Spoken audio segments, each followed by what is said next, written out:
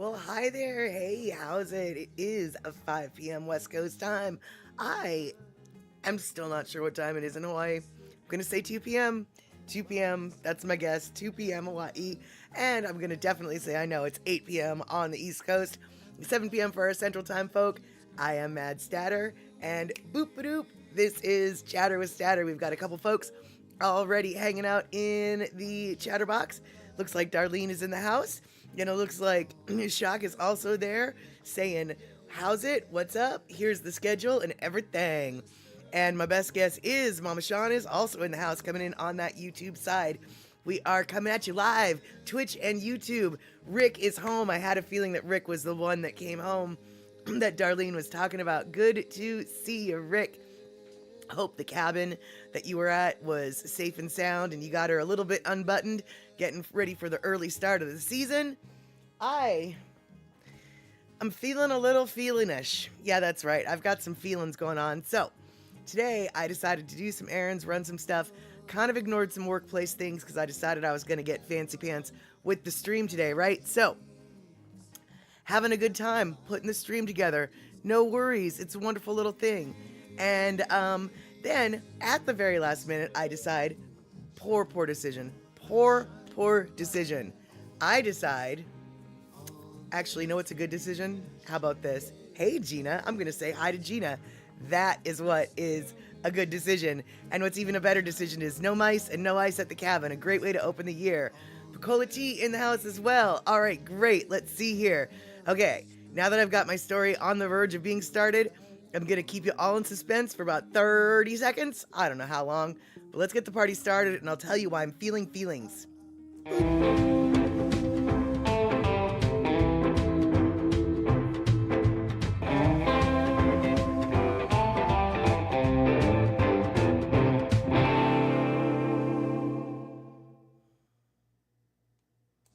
All right, Devin slid on in while we were doing the intro.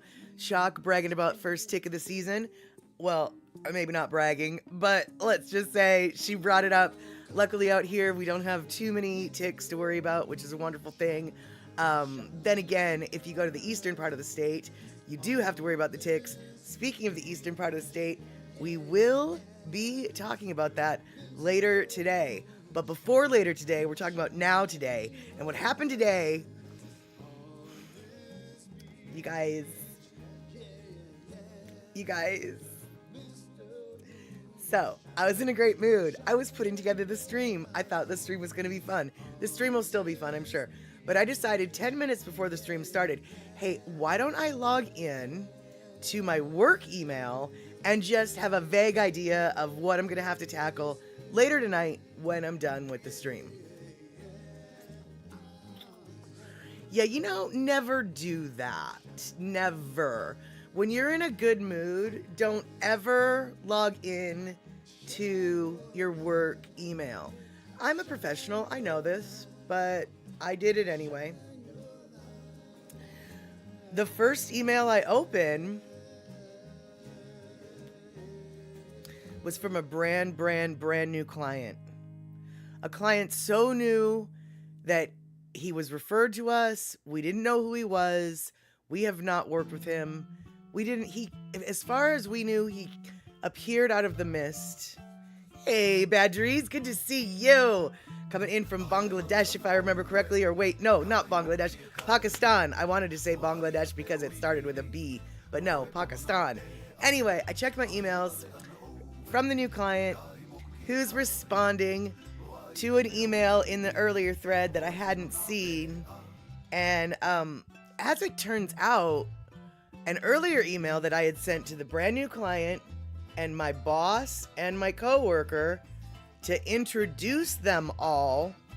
So there was 4 people on the thread, the new client introducing them to my 2 coworkers. Because I'm not sure which one they'll be I wasn't sure which one they'll be working with. Oh, we know now. Hey, Kenny, good to see you. Yeah, we know who won't be working with them, and that's my boss. Because my boss didn't realize that the client was involved in this email thread. this email that was intended to introduce everybody. So how she missed that fact, I don't know. But she responds to me with reply all. So the client gets the email. I won't tell you what she said, but basically it boiled down to, I don't trust this guy. I'm worried he's a foreign national, blah, blah, blah, blah, blah, blah, blah, blah, blah, blah, blah. I mean, just reaming him the riot act. Now, I will admit, yes, he is Russian. He has about the most Russian name you could possibly have. I looked him up, man. He's been in business in our state since 1975. He is on LinkedIn with so many years of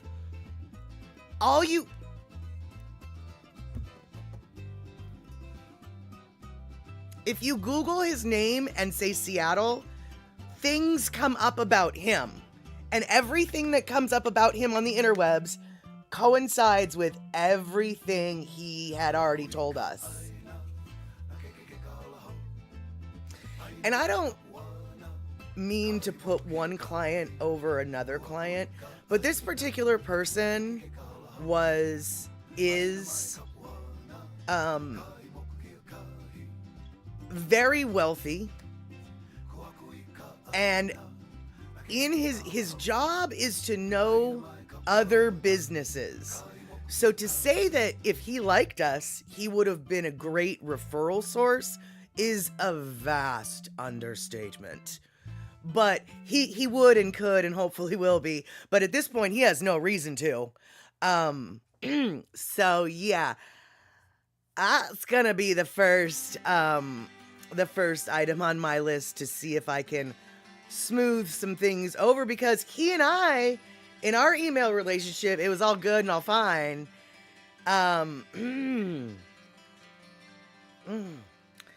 And yeah, so this particular email, Shock, interesting you say this. I thought you were mentioned not being a tax person ongoing.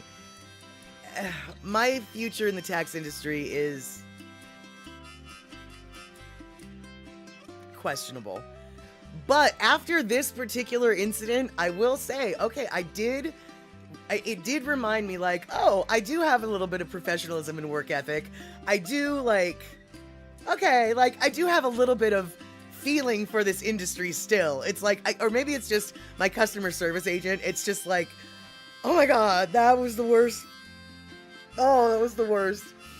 And, yes, L right now, Picola T, L right now is still learning the flashcards. The flashcards in the industry. So L is still learning insurance lingos, and L is taking a really long time to get up to speed. But L is still working, but not as frantically as I am right now in the tax industry. So yeah, you know, there was that. I mean, just the most awkwardness ever. And so, let me see here. As I went blah, blah, blah, blah, blah with my work stuff, we have Badri, who came in from Pakistan, and I'm so glad that you were very understanding with my stupidity about where you're coming from. Kenny from the Cove came in, and let's see here, who else? Devin coming in with, holy moly, dude. Yeah, exactly. Shock. Oh my. Yep. Awkward, says Picola. Oh yes, that is it. Oh, Lucky Snoop. There we go. That's who I thought I missed. How's it, girl? Good to see you. And let's see here. Yes, so Kenny from the Cove saying howdy, and let's see here. Okay, let us know now to distract you with silliness until I feel better. All right, that sounds good, except for I cannot have silliness to make me feel better. What I really need right now, and I'm hoping you guys can help me out, because in the ever-present world of spending money, things I need with money I don't have, I, as some of you might have known, had to get my clutch fixed, and you have no beer. I don't either, but I have my pamplemousse. I have my pamplemousse. But as you guys might know, I had to get my clutch fixed not that long ago. Got my clutch back this weekend. It's a beautiful thing. $1,400 I didn't have to spend, but it's been spent, and there you have it. I have my clutch back. However, that doesn't matter, because now my mechanic tells me, oh, hey, your rear tire, when you got it to the shop, only had 7 pounds of pressure on it. It's got, obviously, a leak. You need to go take it to a tire company. You need to have them take it off the wheel well, examine the tire, and then patch it up. And then before next winter, you need to get some new tires because your tires are looking a little shabby. So I said, okay, I can do that. And so I took my car to the tire place, and I said, hey, this one tire needs to be looked at. And so the guy looked at the tire and said, yeah, I can't take that tire off your car without being sure that I can put it back on your car. You've got cracks in your wheel well, or in your side things. And so these tires are over 10 years old, and basically they look like they're unsafe to drive on. So you're going to just need to get some new tires. But right now it's holding pressure. So when you have the money to get new tires, you need to get new tires. And I was like, okay, how much is that going to cost? And he's like, well, about, $500. And it's like, not quite, but might as well be. So I was like, all right, that's cool. So I get to spend more money that I don't have, which is where you guys come in. I need to buy some tires, and I don't really know a lot about tires. Does anybody know anything about buying tires? I know I want to get all seasons. I think I want to get the touring kind. But do I want radials? Are radials good? Are radials good? And then how important is some of the tires don't have any mileage. Some of the okay, so you Shock think I need radials. And how long do I expect this car to last? Well, it only has 167,000 miles on it. So as long as possible is how long. And yeah, Mama Sean, I don't go to Costco. I don't have a membership. But Discount Tire is actually where I went. And so, Rick, you might look at the traction temperature grade system, but only the A-A kind. Okay, I don't know what that means, but what I do know is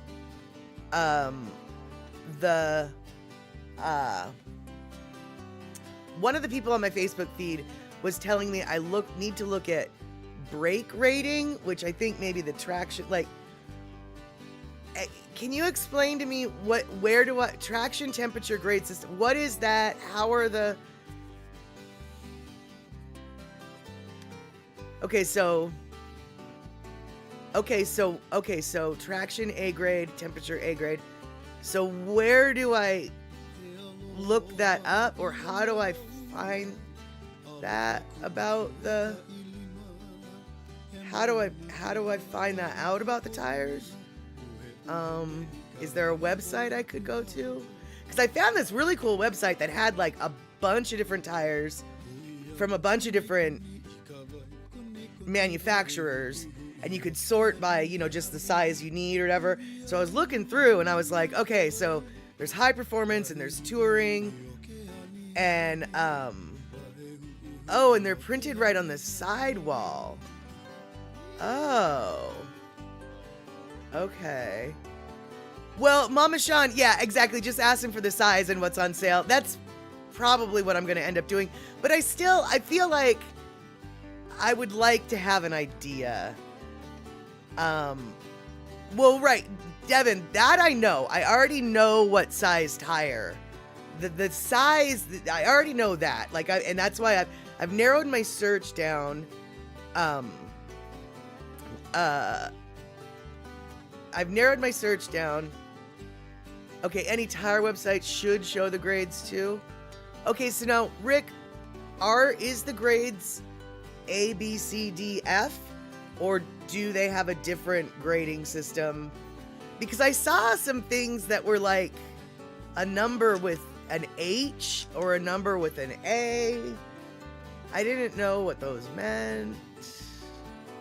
So I'm confused. And as far as the PSI and the size of the tire, oh, okay, so it's just A, B, and C. Okay, so then that wasn't, the H's had nothing to do with that. Okay. Okay. Yeah, and I know what size tire it is. That's not the issue. The issue for me now is, do I want to get a high performance or touring? Do I want to get one that's 85,000 miles or 40,000 miles? Or no miles mentioned? What is the difference between an 85,000 mile tire and a 40,000 mile tire? Do I want radials or do I not want radials?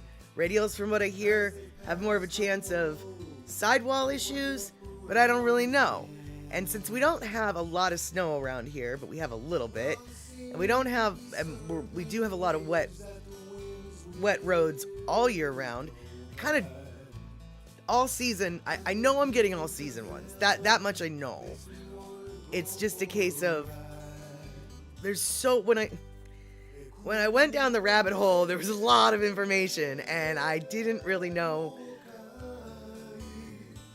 what to do with all that information, I guess. So, but A, B, and C is the ratings, and so they have speed ratings that might have an H kind of like up to 125 on your car.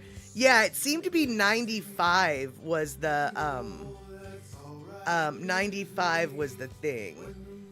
And so Kenny says a radial touring tire. Yeah, the people I've talked to definitely, and from what I've researched, I think a touring tire is more what I want.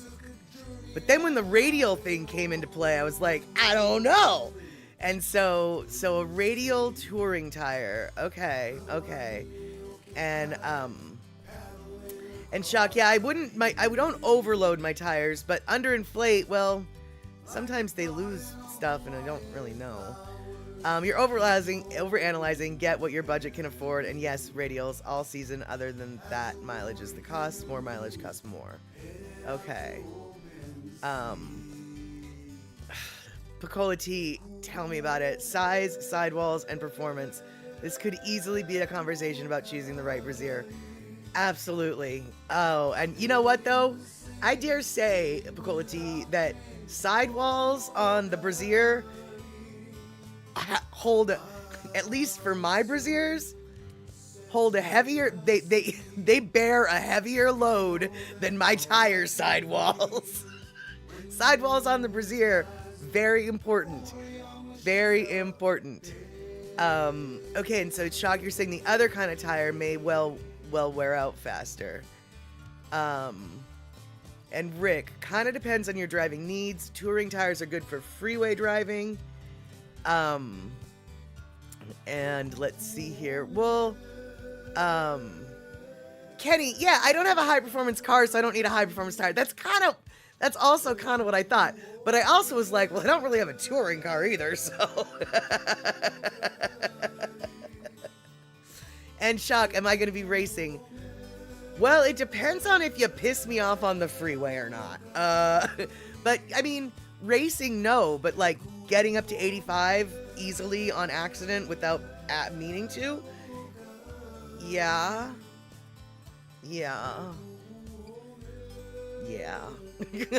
So, not exactly a slow driver. Okay. Don't get 6-ply tires. Oh, Puzzycat, so good to see you. Okay. Don't get 6-ply tires, get radials, but most importantly, don't forget to get the extended warranty. And then let's see here. Unless you like taking corners really, really fast. I do like taking corners really fast. Shock, you always run radials. They're fine. I tend to get a grade above the basement level. Yeah, see, and that is, in theory, what I would like to do. I mean, if I'm already going to spend money that I don't have, I might as well at least go get a reasonable costing upgrade. I don't know how to grammarly say that properly, but I think you know what I'm saying.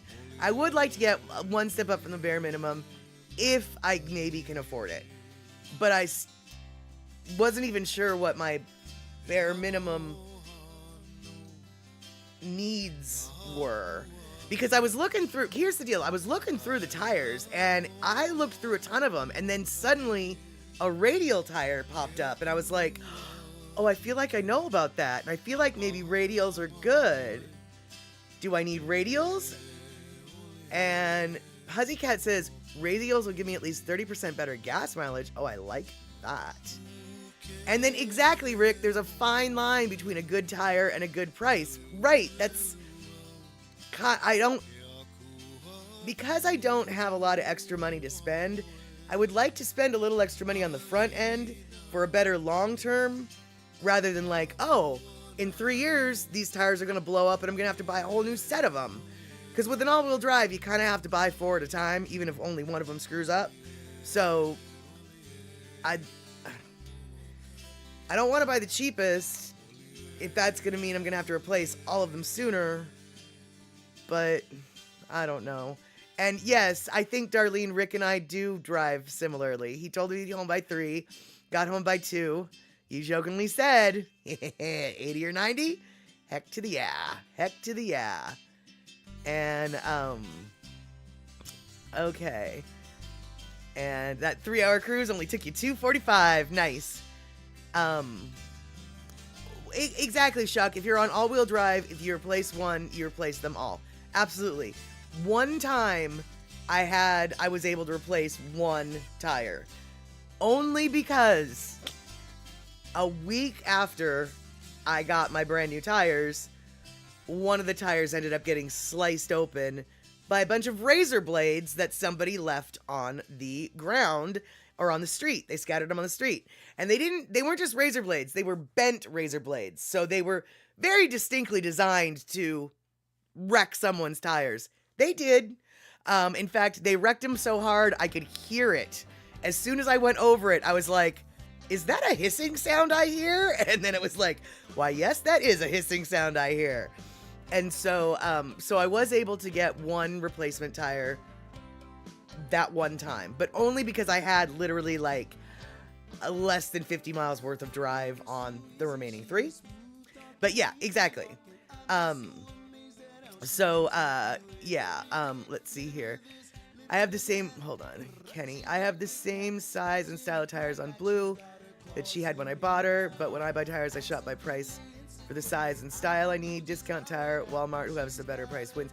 Yeah, and actually, I don't, Shaq, I think Tire Rack was actually my first place that I ended up looking. I'm fairly certain I'm very familiar with that website as of last night. And Darlene, yes, the razors were terrible. I was so furious. And it was not in my neighborhood. It was in the neighborhood that I work in. And so luckily I only had one dirt back alley to go to park my car. And when I parked my car, I was like, oh, very clear what happened, and I know exactly where it happened.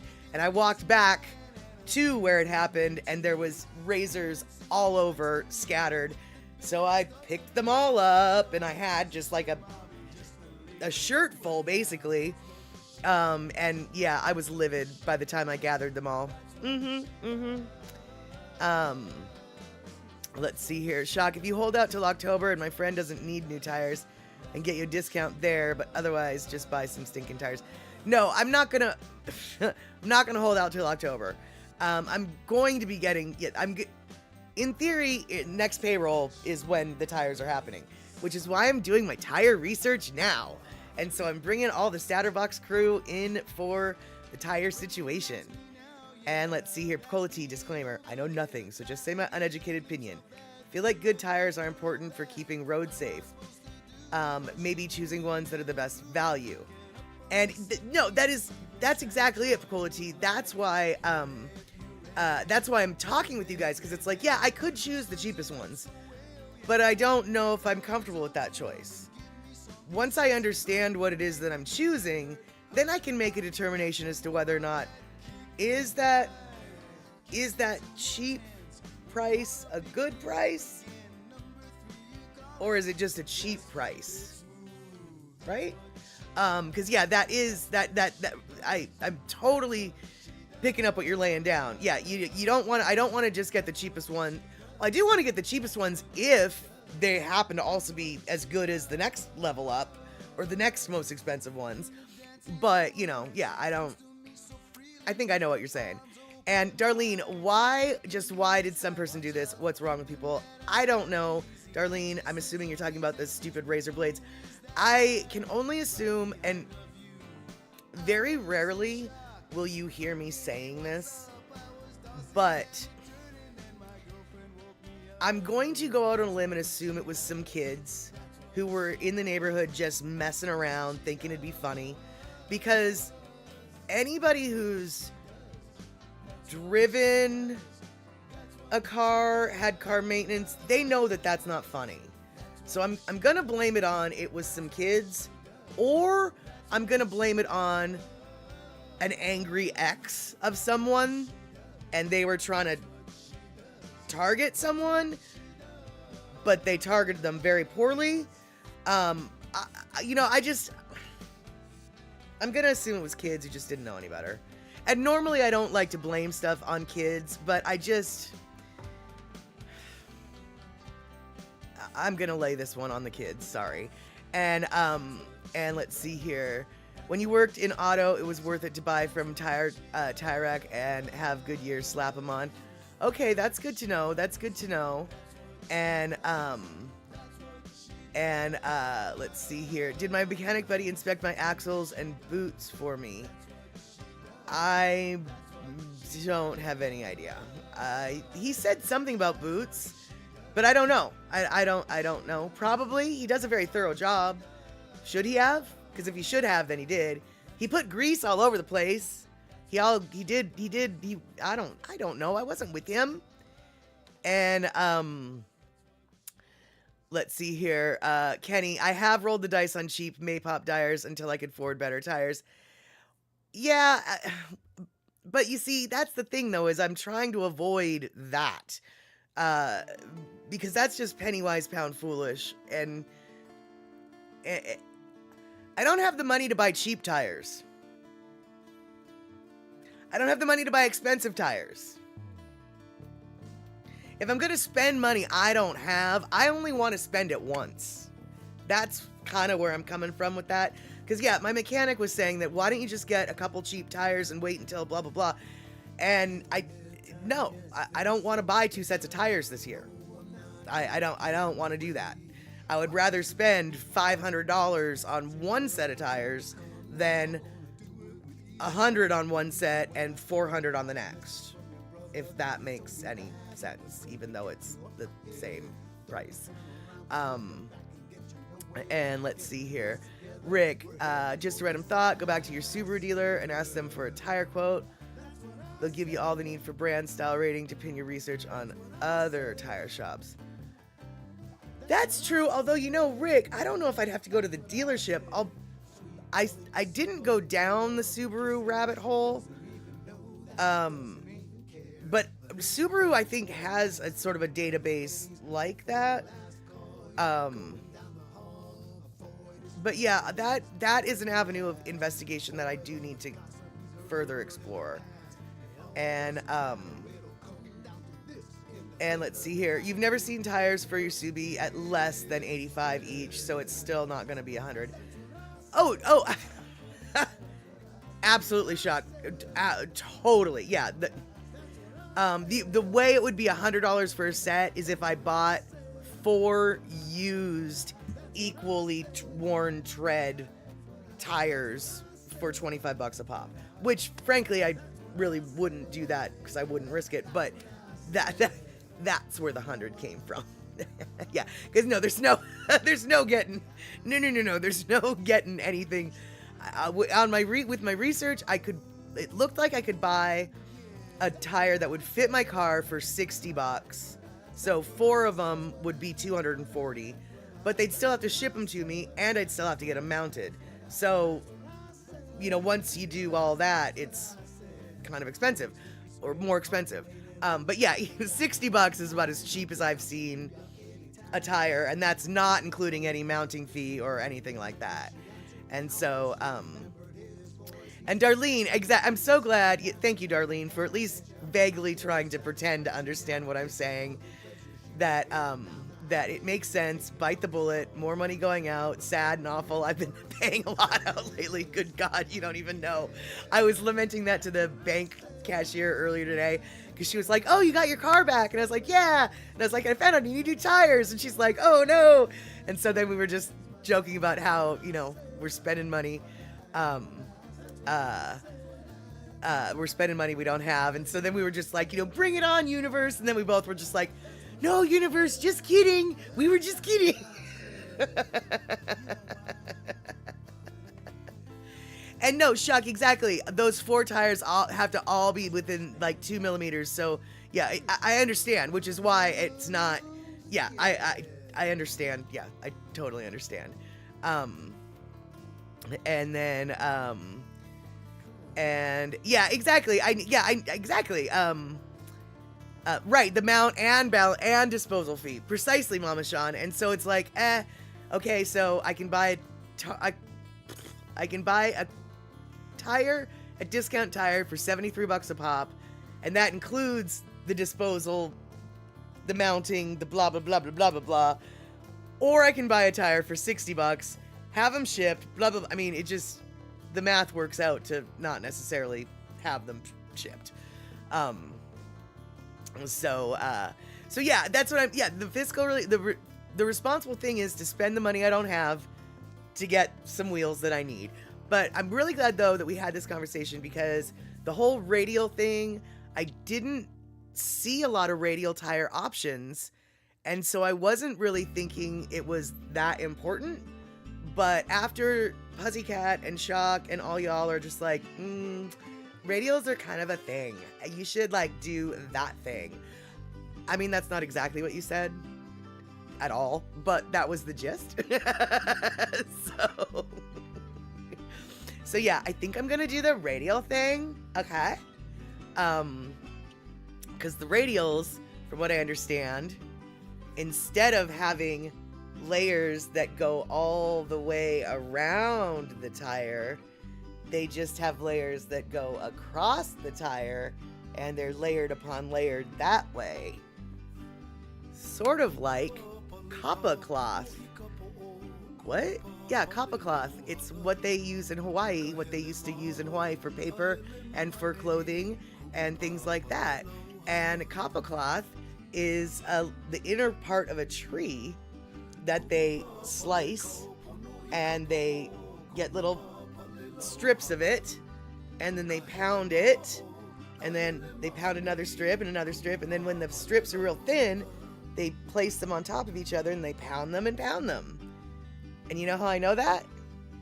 This is how I know that. I've got a video that told me all about it, and we're gonna watch it right now. Let's do it, shall we? Boop. Our first trip into Nuololokai was to return ancestral remains, or kupuna iwi. And ever since that trip, we have been going back to take care of this old village site. The beauty of Kauai just fills my soul. There are places of extreme beauty. And that for me is the Napali Coast, where there's a hidden gem, an old village site called Nuololokai.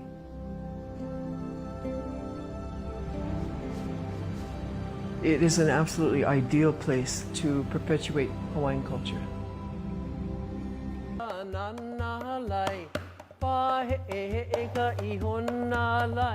I teach Hawaiian studies here on Kauai, and the children call me Kumukauka.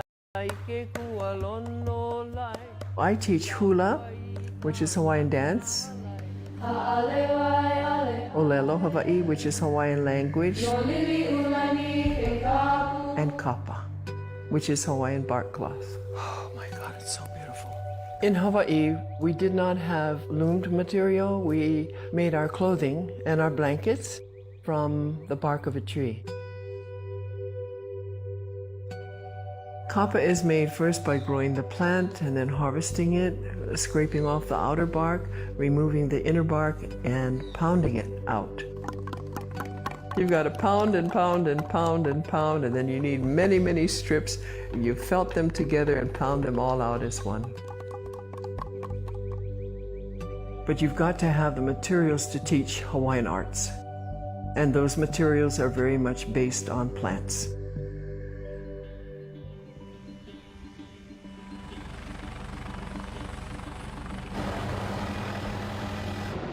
You have to grow the vauke in order to make kapa. That's why we have been returning to Nuololokai for 27 years. There are no roads in there. It's only accessible by boat or by air.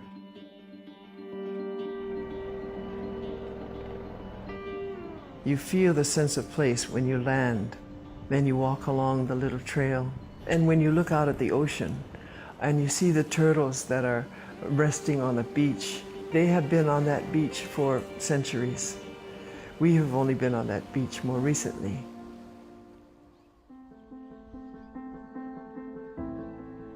Our first trip into Nuololokai was to return ancestral remains, or kupuna iwi. And ever since that trip, we have been going back to take care of this old village site. And we have also planted vauke there to make kapa. And I'm so trying to figure out how my kupuna, how my ancestors made it as beautifully as they have. It's a process. We have to relearn these things. Voila. So it's a place of old Hawaii that brings much to our understanding of perhaps how life used to be.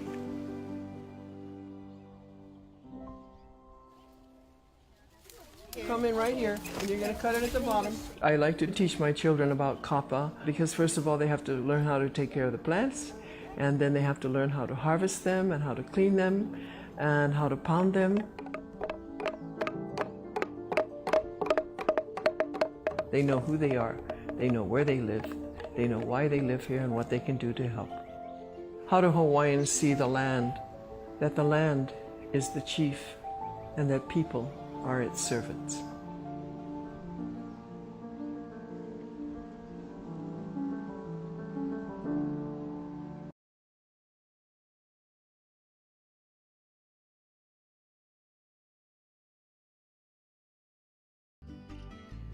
Alrighty, there we go. So, let's see here. So many things going on in my brain. I never knew how kapa cloth was made, so I thought that that particular video was very, very interesting. And since it kind of fit with with the radial tire fabric layout, I was like, might as well just show that right there. And yeah, Devin, I thought it was cool too. When I saw it the other night, I was like, I'm gonna download this for the Statterbox crew. A little bit of history, because I knew that. I knew that the kapa cloth was made from a plant, and I knew it was made from pounding. But other than that, I really didn't know or understand, like, is it a tree? Is it a plant? Is it woven and then pounded? Is it soaked and then pounded? Like, I truly had, honestly, actually, I really kind of thought it was like, have you ever tried to recycle paper at home? Where you take like a bunch of shredded newspapers, you know, and you boil them all together and you make the mash, and then you pound that pulp into a flat sheet. You know, that's basically how paper is recycled. I kind of just assumed it was that. It was like they shredded plant material, boiled it together, and then pounded it into a cloth. But no, that is very much not how they do it at all. But to go back to what motivated me to show this video, the radial tire conversation. Oh my God, Rick. Oh my God.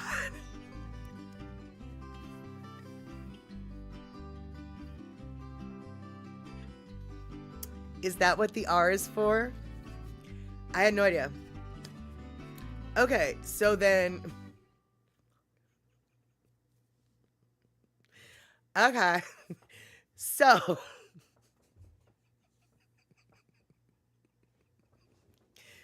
I feel a little foolish. Okay, so all of the tires then that I was looking at were radial tires because I did the search by the tire number that my tire is, which is 21560R. I didn't know what any of these things meant. And now that I know that the R is part of the designation of radial, well then, obviously, I'll be getting a radial tire because that's what I searched for. Okay, that's cool. All right, awesome. I feel like an idiot, but good to know. Now, you know, you never know what you don't know, and clearly I did not know. And yeah, 21560R. That, yep, that. I think that's what my...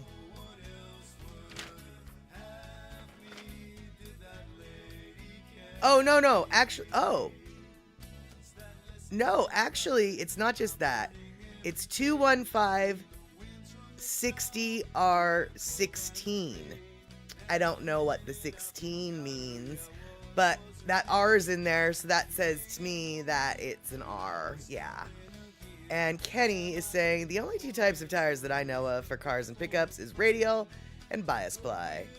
If it has RT on the tire, it's designated radial touring.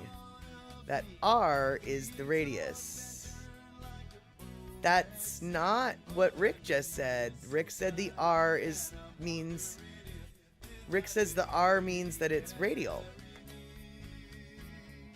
Not radius. I thought the R...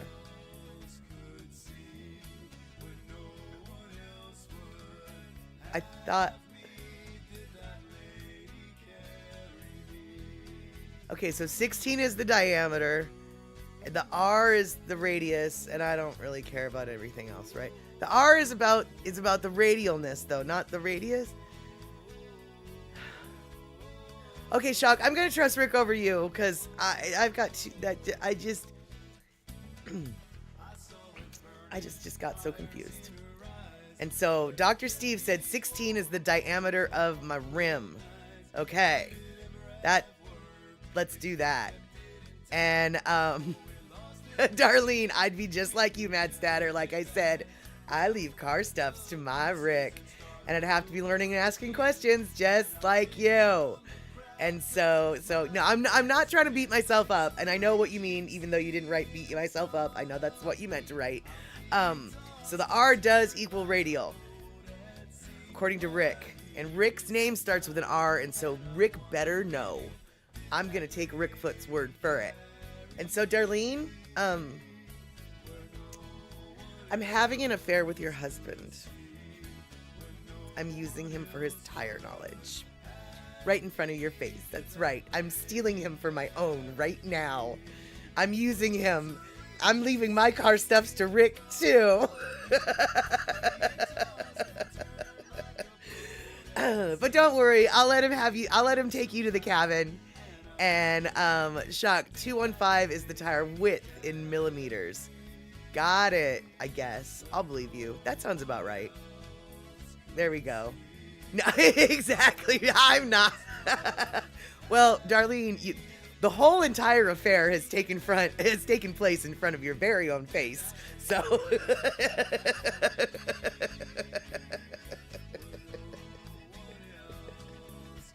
So we have hardly been sly about it.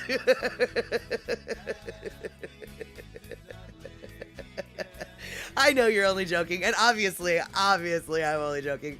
And let's see here.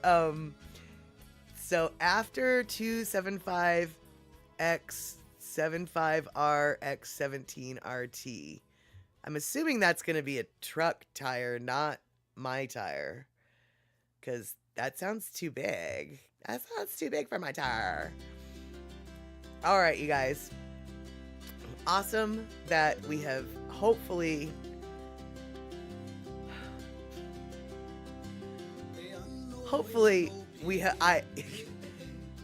I have actually learned a fork ton here today. You guys might just be having a headache and just be like, God dang. But I've learned a lot, and I really appreciate this conversation. I think I actually feel like I might be confident enough to go spend money I don't have on something I very much need. And I'll at least have a vague concept of just what I've done.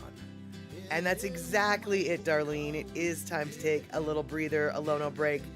However, I completely forgot to load a Lono song. So we're going to have to fall back on a Lono song that I just always have loaded. And so even though this song is traditionally played at the end of a ceremony, at the end of a gathering, at the end of an event, it's not the end, so don't leave. We're gonna come back because I have another video. I have something else to talk to you guys about. Okay. So this is Lono's version of Hawaii Aloha, or maybe it's Aloha Hawaii. I can never remember. All right then, let's watch it anyway. Boop.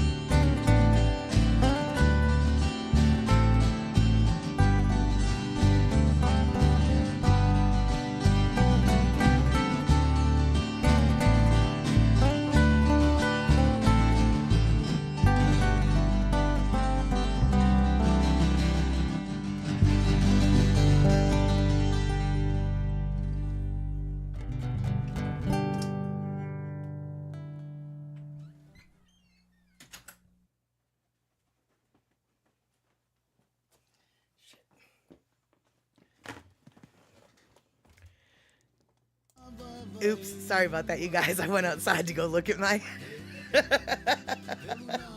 I went outside to go look at my tire. Thought I was going to be back in time. Sorry about that. And let's see here. So,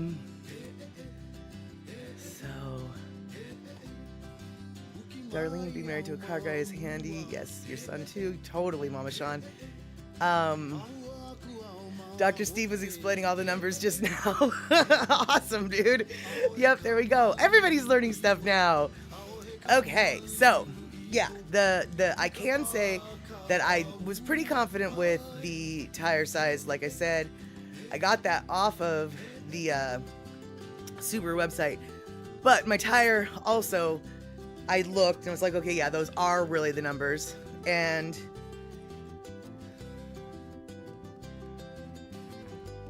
it's an, dang it, it's a, why won't you, there, it's an Ecopia, Ecopia. I don't know. I'll have to look it up. And let's see here. Rick, I'm far from a car guy, but I can talk the talk. Nice. And Devin, let's see here. You're both lucky. Your past boyfriends were useless when it came to cars. One didn't know how to check his tire pressure. Oh, even I know how to do that. So you had to learn how to do a bunch of stuff with cars. Yeah, I bet. And, so let's see here. Pussycat, you have a 60 series tires. That's the width of the tire, and a 16-inch rim, and the 215 is the height. All right, there we go. Who knew? No, not clearly not me. Obviously, we wouldn't be having this conversation if I knew. Yes. All right then. So that was one of the main things that I wanted to talk to you guys about. But one of the other things I wanted to talk to you guys about was a long time ago on one of these streams, we were talking about the states that are the best at stuff. And, you know, like Georgia's the best at peaches.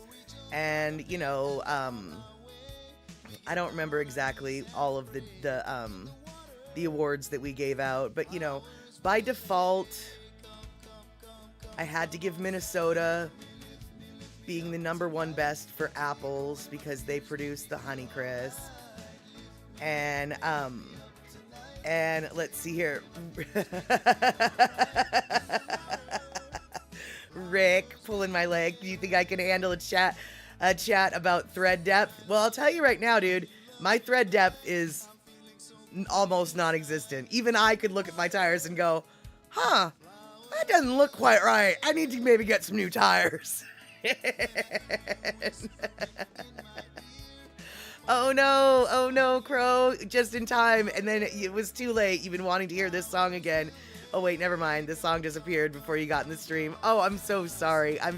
Well, I'm assuming, was it the Hawaii Aloha song? If so, we can maybe play it again at the end of the stream, because it was meant to be played at the end of a stream, or the end of an event, as it were. And let's see here. Thank you so much, Rick, for throwing down the Lono info. And Darlene is bragging, Rick did teach me how to do some stuff, like oil, radiator, filling the tires with air. Yep, so that's good. Exactly. And Pussycat, I better get the warranty. I actually do like to get the warranty because, and I don't know who it was, I'm going to say it was Mama Sean, but I might be lying. Someone asked, is there an American Tire near where I'm at? No, but there's a Discount Tire. And Discount Tire and American Tire have an agreement. Like I don't know. All I know is there's a bunch of stores that Discount Tire associates with. So if you're in an area, Discount Tire has, you know, when you get the warranty, you can go to any Discount Tire and they'll fix it for you. But if you're in an area where there's no Discount Tire, then there's other stores that have that reciprocal agreement with Discount Tire. And I think American Tire is one of them. Now, for all I know, Discount Tire and American Tire might actually be the same flippin' company, just operating under two different names. No idea. But either way, no, we don't have an American, but we've got a Discount, so bleh. And that is generally where I go. So, and yes, exactly, Pussycat. There, you never know when to find. There, you might find more flippin' razor blades. I'd like to think that I've found enough razor blades in my cars, in my life, for all my cars, but you never know. You never know, because it is worth it. It was totally worth it when I had to get that one tire replaced. It was very much worth it to have that warranty, and exactly, Devin. Discount Tire is good too. The warranty saved your bacon twice. Exactly. Yeah. I don't know if it saved my bacon twice, but I know it saved my bacon once with the razor blades on a less than a week old tire. So yeah. And oh, I'm scrolling upwards to see that Mama Sean is pulling out the pork pork loin from the smoker just now. That yum, that sucks. I wish I was there. And oh, it was sukiyaki, you believe, or something like that. Oh, okay, yeah, that was we played that last week, although I might have, in the background music, sukiyaki might have been happening as well. You can always get that, if you really love that tune, it's on Old Style 9, aka Gold Style. It's Old Style 1X, Roman numeral 9, aka Gold Style. It's on that, and you can get that at lonamusic.com. And let's see here. So, Dr. Steve mostly likes to work on vintage British. Oh, he is a glutton for punishment right now, refurbishing your 1965 MGB. Yeah, that is a bit of a glutton for punishment. And let's see here. Rick, I always buy road hazard coverage for the way I drive. Yep. Oh yeah, I do too, dude, because once I was driving home one night. God, I remember this so well. I was driving home one night from the club, and I was dropping people off, and I was driving home on 167, which means nothing to you guys, but it was the highway right next to the Green River. Familiar with the Green River and the murderer of the Green River Green River killer, maybe? Yeah, that Green River, highway right next to it. I'm speeding along, and suddenly, ka-chunk, ka-chunk, ka-chunk, ka-chunk, and I'm just like, what the fuck? What? So I take the exit, pull into a hotel parking lot. Of course, remember I was just coming back from the club, so I'm in a miniskirt, I'm in heels, I'm dressed for the club. I go and I look at my tire and I'm like, that's totally flat. And so then I went to, so then the manager of the hotel came out and was like, what's going on? And I was like, and he saw what was going on. He's like, oh, let me get my maintenance man to help you out. And so the maintenance man comes out and he's like, do you have any Fix-A-Flat? And I was like, yeah, totally. So he goes and he puts the Fix-A-Flat in the car, and the foam just starts spraying everywhere because it was kind of dark, so we didn't notice the huge gash that was basically, it tore my tire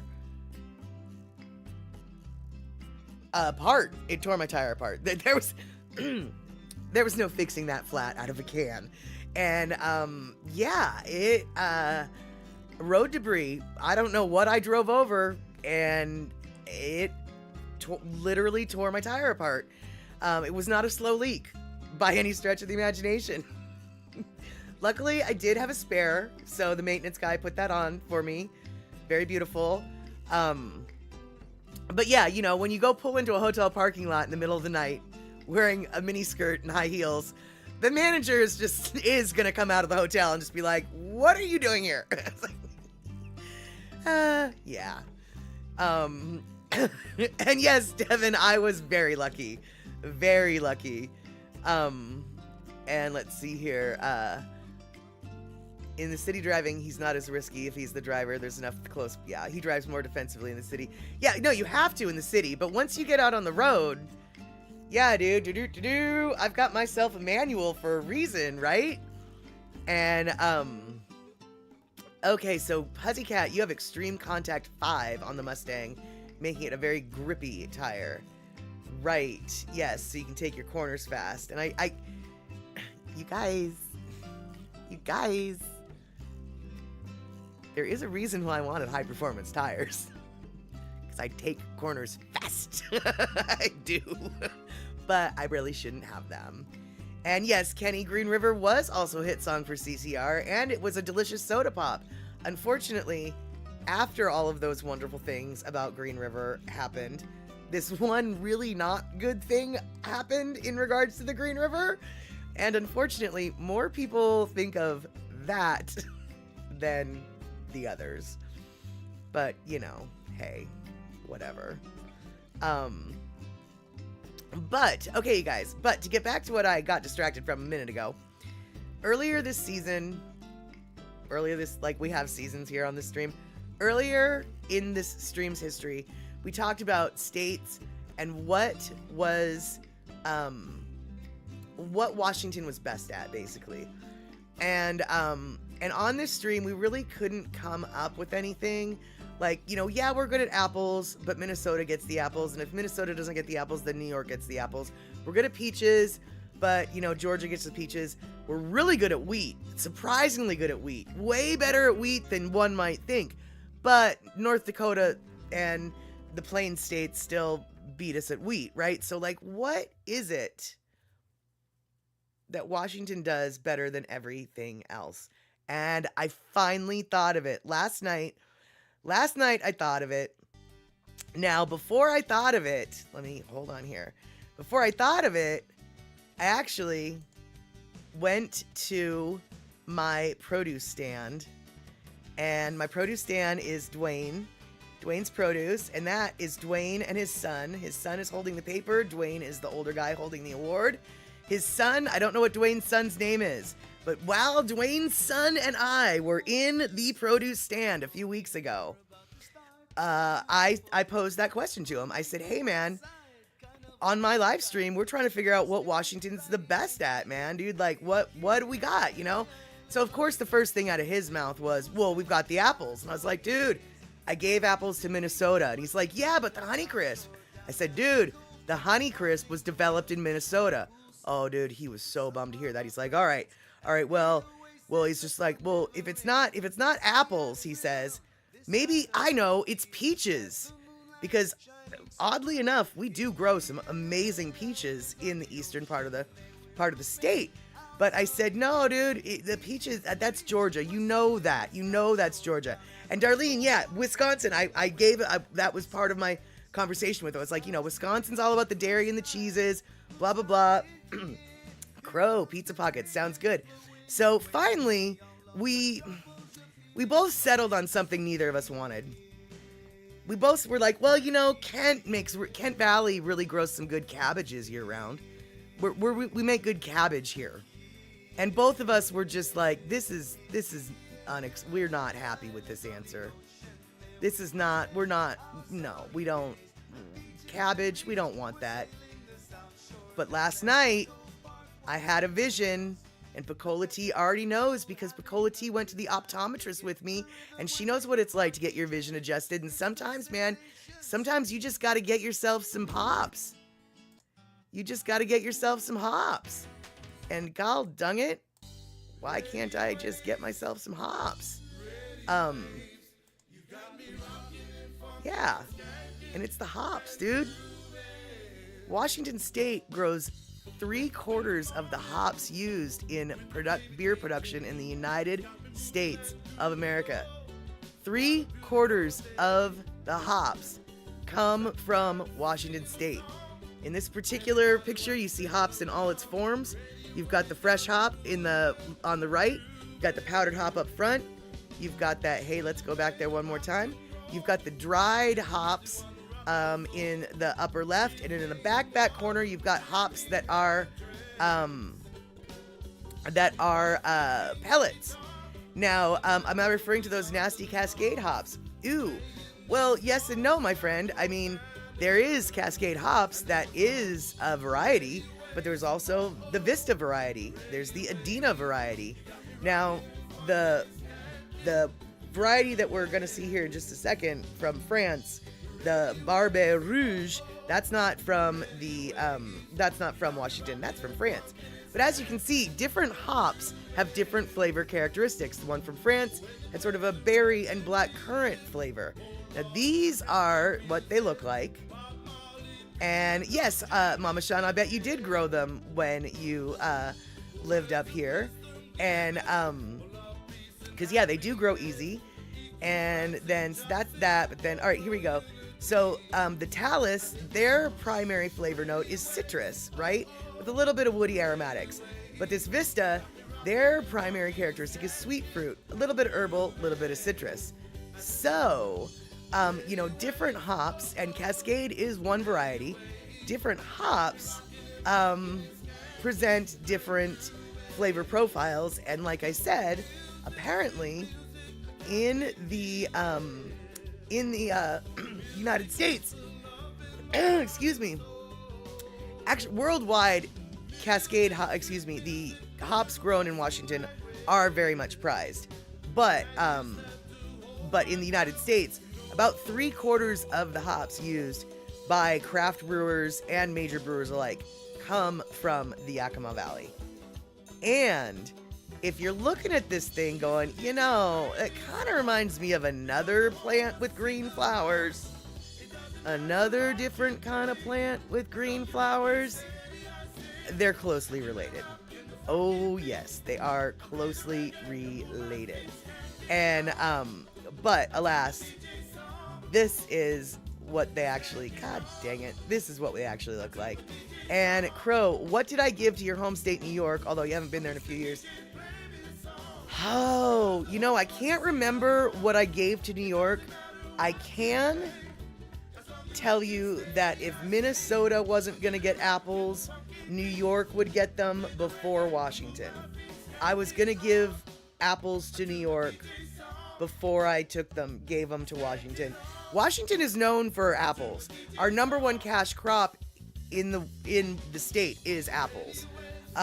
But I couldn't really say definitively that was what we were the best at doing, because there's other competitors like Minnesota, like New York. I don't remember, but since you were from New York, Crow, what would you give New York? Remember, Minnesota already has the apple, and Georgia has the peach. But I'm thinking we're not going to be giving peaches to New York. So what do you think we should give New York? And Shock says New York gets lickins. And yeah, it is called the Big Reason, the Big Apple for a reason. No, the only reason why I gave Minnesota the apple is because Honeycrisp apple was developed there, and the Honeycrisp apple is like the prime apple these days. So I gave Minnesota the apple only because New York, I mean, come on, Now, Devin, New York pizza, okay, I'll give him pizza. Crow, it has to be what kind of a thing? Really good question. I guess some kind of a food thing, because Wisconsin's got dairy, Wisconsin's got cheese. I'd say Texas, Kenny, has beef. It's what's for dinner. Washington has hops, and while you don't eat them, you can drink them. So I'm gonna say some kind of food. And pizza, bagels. Bagels, that's true too. Oh, cheesecake, see? New York's got Crow. New York's got a lot to offer. So you're gonna have to come up with some really, really good ideas, because we've got pizza, we've got bagels, we've got cheesecake. And frankly, I mean, what about a New York City deli sandwich? No, you can get deli sandwiches elsewhere. And Kenny, pecans are not from Texas. Don't even take that away from Mississippi. Don't even take that away from Alabama. Don't let the others. Texas has a lot of things. Let the other southern states fight over the pecans. You don't need no pecans. Texas is other stuff. Texas likes to claim they're the best at barbecue, after all. Don't take the pecans away from the poor folk who need something to latch onto. And that's right, I just called Louisiana, Mississippi, and Alabama the poor folk, because statistically speaking, those states are the poor folk. So yeah, just let them have the pecans. Let them have from the pecans. And let's see here. You can think of bagels, buffalo wings. Buffalo wings, right? That's the northern part of the state, and northern part of the state is often not represented. So that's a good one too. And then Texas, you've got Dr. Pepper. I mean, come on, let the poor folk have the pecans. Let the poor folk have the pecans. And yeah, that's right. I know pecans isn't how you say it. I know. You know what else I know how you don't say? You don't say pamplemousse, it's pamplemousse. But I say pamplemousse anyway.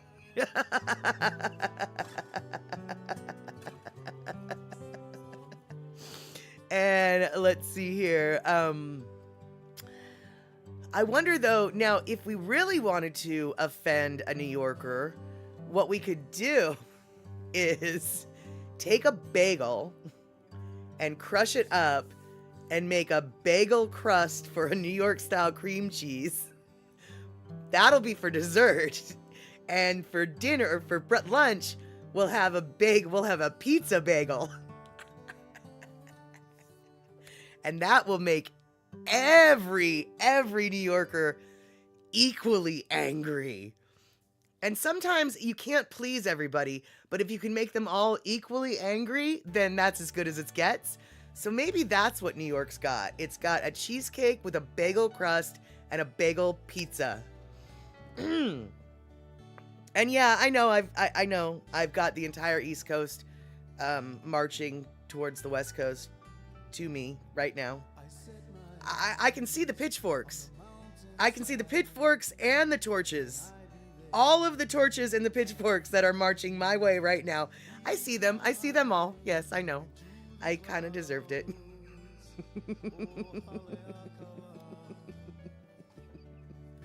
But you guys, we're going to learn a little bit more about hops. I've got a video for it and everything. And then after the hops, well, first off, okay, first off, oh yeah, Shiner Bock. Shiner Bock is beer, Devin. Shiner Bock is Texas beer. Pearl beer was Texas beer, but now they just got this Shiner Bock. And yeah, I know you can't ruin a perfect bagel like that. I was waiting, Crow. I was waiting for you or anybody just be like, no pizza bagels. That's an insult to pizza and to bagels. You ruined both. You made two perfectly good foods more worser by putting them together. And Pussycat, I actually don't mind a pizza bagel either, but I know that the East Coast people really take umbrage to the pizza bagels, like big flippin' flirpin' time.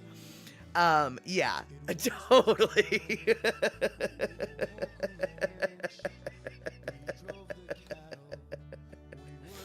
But you guys, okay, here we go. We have got, I want you to learn a little bit more about Washington hops. Instead of arguing over what New York offers, which is off apparently a lot, let's watch a little video about Washington hops, and then we'll continue to talk about food, but something different. So, here we go. We're going to watch this video, and then we're going to talk about tamales. Wait, what? I thought we were talking about beer. Just wait. You'll see. You'll find out. Today, we're in a beautiful field of hops in Granger at Carpenter Ranch. I'm talking with Brad Carpenter, who owns the ranch with his brothers. How does this hop become a glass of beer? You see that good-looking yellow stuff in there? I do. That's called lupulin, and that has all the essential oils that bring flavoring to beer. Hops are typically dried in the kiln. We'll take them to the processing unit where they're pelletized. And the pellet form is typically what most brewers will use the hops to flavor their beer. And the fresh hop beer, they take these hops themselves. They'll take a bag of these and they'll pour it right into their vat. Wait a minute, just right off Right off the branch vine, like you just yes. picked, and then they just drop them in. They just dump them in. Hops are unique in the way they grow. They split into two large vines, so it takes a special setup to support them. First, make sure you have a big, strong trellis to support the weight of that hop, because that plant grows about 18 feet and it spreads out another 4 or 5 feet. And you see this is a string made out of coconut husk. Yeah. The string goes all the way to the wire, and that's where the vine grows around that string all the way up to the top. It's a great plant, a very prolific plant. I mean, to grow 18 feet every year, unbelievable. Now I'm meeting with Brad's brother, Mike, to tour their processing facility during harvest. To start our tour, we walked through the plant where hops were being cleaned and separated. Next, we went into the kiln where piles of hops were being dried out. They're almost dry. They've been here for about 8 hours, okay? Oh, yeah. Feel the difference in the weight? Yeah. Really they're just fluffy, huh? like clouds. Yeah, they're down to about a 9.5 to 11.5 moisture rate, okay? So basically, we still are maintaining the integrity of those lupulin glands. Right. That's what the brewers want. Our final stop of the tour pays homage to all the hard-working brewers that use Yakima hops. So this is our Hall of Fame for our craft brewers. We're very proud of them. Wow, I have a lot of homework to do, Mike. I don't know all of these. Or you're gonna have to go try them all out, okay? Try them all out, right? All right. What must this have been like for your ancestors 6 generations ago? You know, that's something my dad always says. He said he'd give anything that my great-great-granddad would be able to come and see what we've done. Science and technology are amazing. Absolutely. It's really a lot more technical than it was when I was a young man. And I think it'll be different 20, 30, 40 years from now. To end our day, Brad and I are tasting some beer made with Carpenter Ranch hops, starting with a lager. Cheers, let's take a little taste here.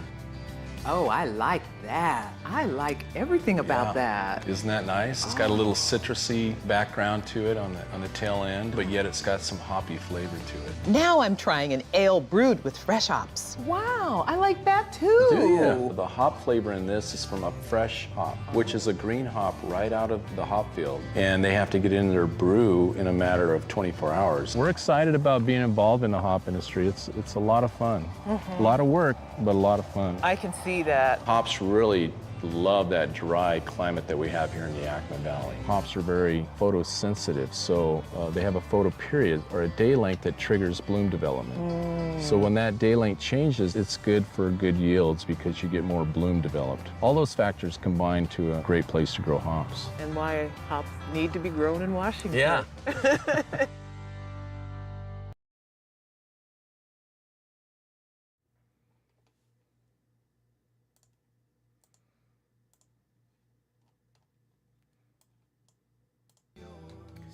Okay, so I know that you guys are waiting because I can't possibly be talking this much about my state without, you know, yeah, that's right. So here's a map.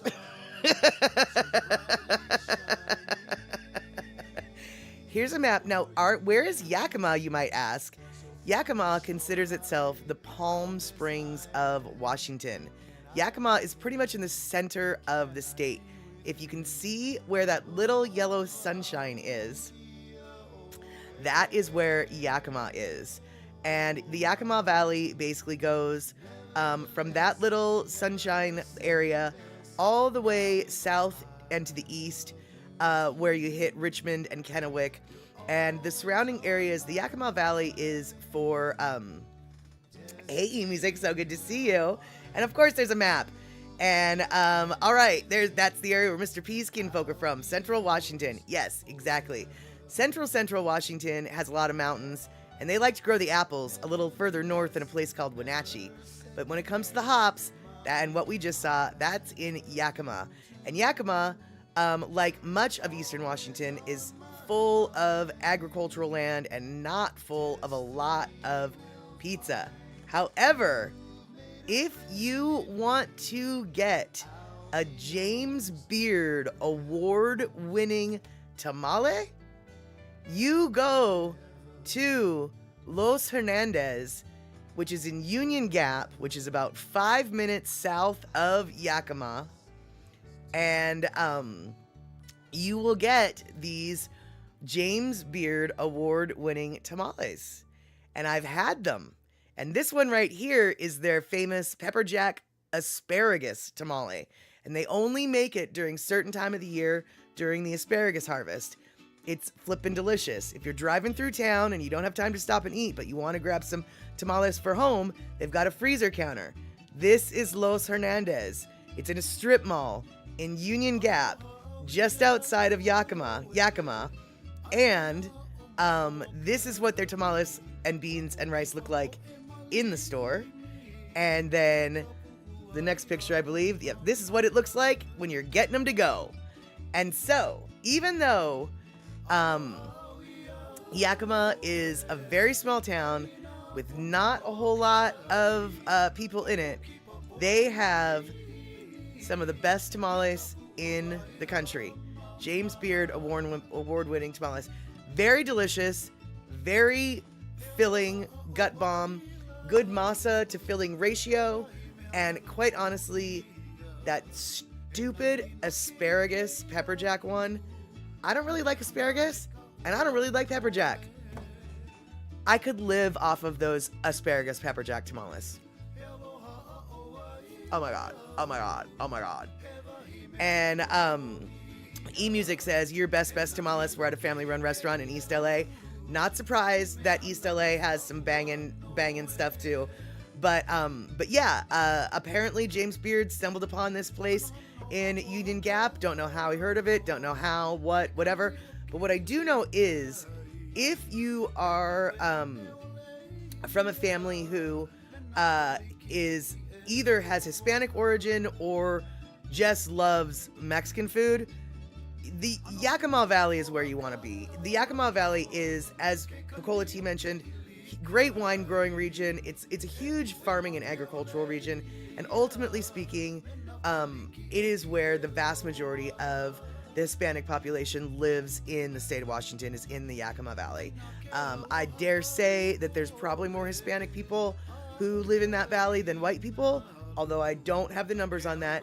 And before you jump to conclusions, yes, some of them are migrant farm workers, but most of them are not. Hispanic people have had a stronghold in that region of our state for a very long time, multiple generations. And consequently, the restaurants and the grocery stores and just the whole city itself reflects that. I really, really, really enjoy Yakima. It's a rundown town. It's seen better days, but a lot of smaller towns in the outskirts of cities are in the same predicament as Yakima. But what I can say is, Yakima, if you want to get good corn, good peaches, good fresh produce, Yakima, you just during the height of the summer harvest season, you just cannot go wrong. You cannot. Yakima is where you want to be, basically. And so, yeah, exactly. eMusic, got to visit Yakima for the tamales. Precisely. And Kenny from the Cove, homemade tamales from your niece's Mexican in-laws are unbeatable without asparagus. Well, who puts asparagus in a tamale, right? Well, they do, and it works, okay? It works great. And here we go, Pecola T coming in. Lots of great Mexican food in Yakima Valley. Agricultural industry employed many migrant workers who brought their native dishes with them. Absolutely. And did I say asparagus? I don't think they would allow them in a store here. I know, I know, but here's the deal. They grow a lot of asparagus in Yakima. And so part of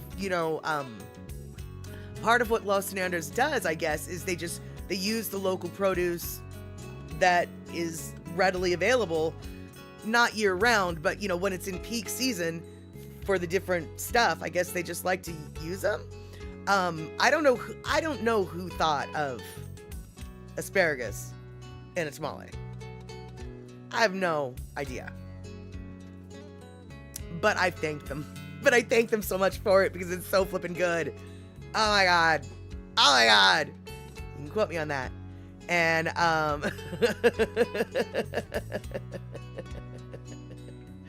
and let's see here, Crow. All this food talk makes me want a bagel. Exactly. And let's see here. eMusic, your Mexican grandfather would take his teenage children to work at all the different fields during the summertime to keep them out of trouble and to learn a work ethic. Yeah, oh, absolutely, yeah. And Devin, you're traumatized by asparagus, canned asparagus to be exact. The smell alone is traumatizing, so I'm not even gonna judge you for your trauma. It's very logical trauma. And it is on level of heck all to itself. Yes, you love tamales, and I would sure like to try them out. Exactly. Yeah, exactly, Shock. Who would put them in a tamale? Someone who had a lot of asparagus to use up. Exactly. And Pussycat, you have a burrito frozen for emergencies just like this? That's awesome. And let's see here. Picolati, fresh asparagus on the grill, you're drooling. Yeah, I know, right? Fresh asparagus on the grill is, yeah. Yeah, it's pretty tasty. And Pussycat taunting Crow, I got myself a bagel in the freezer. Crow's like, they don't belong in a freezer. Bagels don't belong in a freezer. And then Pussycat, plain or onion? Oh, Pussycat, you're just poking the bear, ain't ya? I love it. It's so funny. And let's see here. Shock. May is asparagus season in Germany, and we were inundated with it everywhere on the annual work trip. Yeah, exactly. But you know what though? Might as well get it when it's fresh. I mean, really, because here's the deal. Do you want canned asparagus? Judging from what Devin said, no, you do not.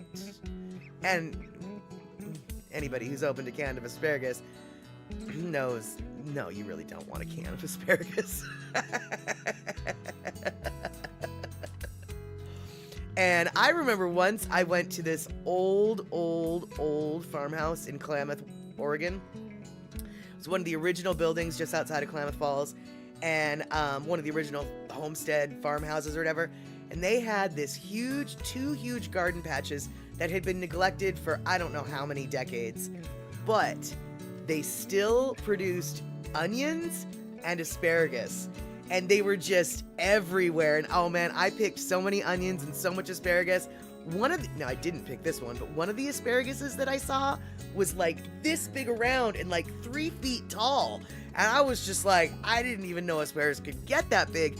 I didn't want to eat it because I'm sure it was like wood, but I didn't know they could get that big. They can. And let's see here. You don't like the after effects of asparagus eating. Yeah, it's almost as smelly as opening up the can. Yep. And Shock, no, it's not a spray can of asparagus. Oh God.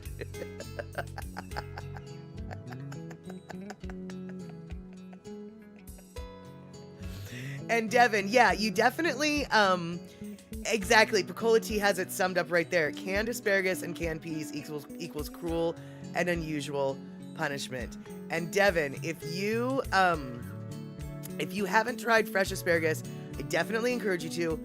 But I will say, the skinnier the piece, the skinnier. Don't get the big chunky fat ones. They have a weird texture.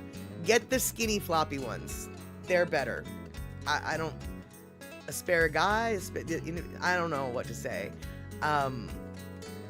But yeah. And I don't want to imagine asparagus in an aerosol can, actually. And so let's see here. The spear.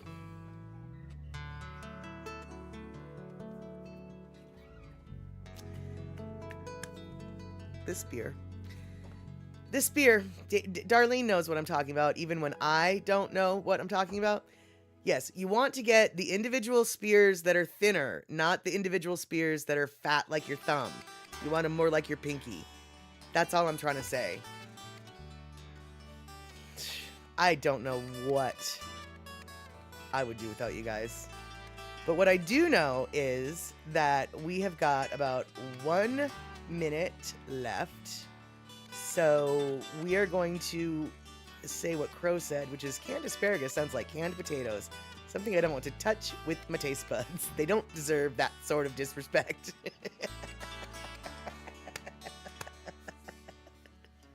There you go. And Kenny, asparagus has replaced your baked potatoes as your go-to with steak, and you are not sorry.